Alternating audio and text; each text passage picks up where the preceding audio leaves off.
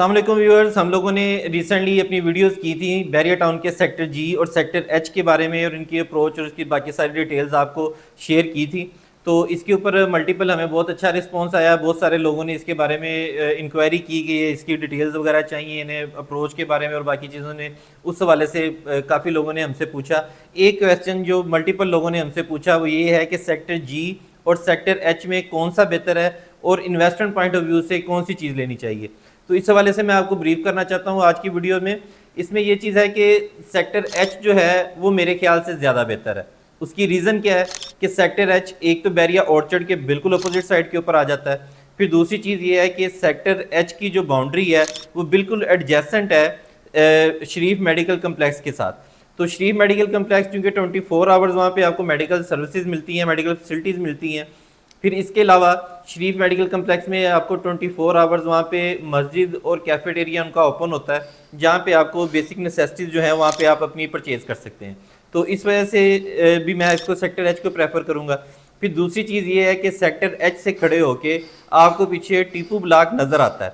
इसी तरीके से टीपू ब्लॉक में खड़े होके आपको शरीफ मेडिकल कम्प्लेक्स की जो है वो वहाँ पे बिल्डिंग नज़र आती है। तो वहाँ से जो है ना वो आपका डिस्टेंस कम रह जाता है। फिर दूसरी चीज़ ये है कि सेक्टर एच के बिल्कुल सामने इनका एलसीओ जिन्होंने बैरिया ऑर्चर्ड का जो एक गेट इनका जाती उमरा रोड के ऊपर है, वो वाली एंट्रेंस इसके बिल्कुल पास आ जाती है, वो बिल्कुल इसकी अपोजिट साइड के ऊपर है। तो ये एक गेटवे बनेगा बैरिया ऑर्चर्ड और बैरिया टाउन को मिलाने के लिए। फिर दूसरी चीज़ ये है कि आपको जो बेसिक सारी नेसेसिटीज़ चाहिए होती हैं वो आप सारी फैसिलिटीज़ इंजॉय करेंगे, अम्यूनिटीज़ जितनी भी बैरिया ऑर्चर्ड की हैं। फिर यहाँ से जो शरीफ मेडिकल कम्प्लेक्स है वो ना सिर्फ मेडिकल और डेंटल कॉलेज है वहाँ पे, बल्कि वहाँ पे उनका एक अपना स्कूल भी है जहाँ पे प्राइमरी एजुकेशन वगैरह जो बच्चों की है वहाँ पे आप उनको एडमिशन करवा सकते हैं। तो इस वजह से मैं समझता हूँ कि आपको वहाँ पे कोई अलग से कन्वेंस लगाने की ज़रूरत नहीं है। तो ये जो बेसिक चीज़ें हैं ना ये सारी वहाँ पे आपको सेक्टर एच के अंदर अवेलेबल है और यहाँ पे आबादी आने का ज़्यादा चांस है। फिर हमने बताया कि यहाँ पे 3 स्टोरी आप बना सकते हैं, घर अलाउड है।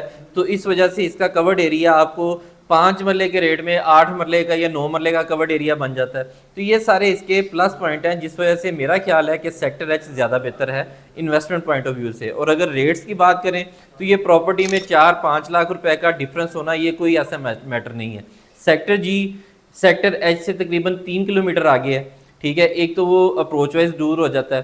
फिर दूसरी चीज़ ये है कि वहाँ पे अभी कुछ भी नहीं है सेक्टर जी के अंदर। सेक्टर एच के अंदर जो है वो प्लाट अगर 4-5 लाख रुपए यहाँ पे आपको महंगा मिलेगा, लेकिन ये चीज़ है कि ये चीज़ जेहन में रखें कि यहाँ पे ये 55 लाख रुपए में बैरिया ने प्लाट बेचे थे आज से 2 साल पहले।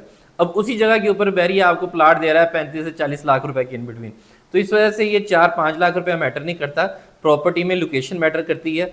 तो मेरा ख्याल है कि सेक्टर एच की जो लोकेशन है वो बहुत ज़्यादा हॉट है और इसमें पोटेंशियल है कि ये जो इस वक्त 35 से 40 लाख रुपए वाला प्लाट है ये जैसे ही ये कनेक्ट हो जाता है ये आपको प्लाट 1 करोड़ रुपए में भी यहाँ पे भी नहीं मिलेगा। तो इस वजह से सेक्टर एच इज़ बेस्ट।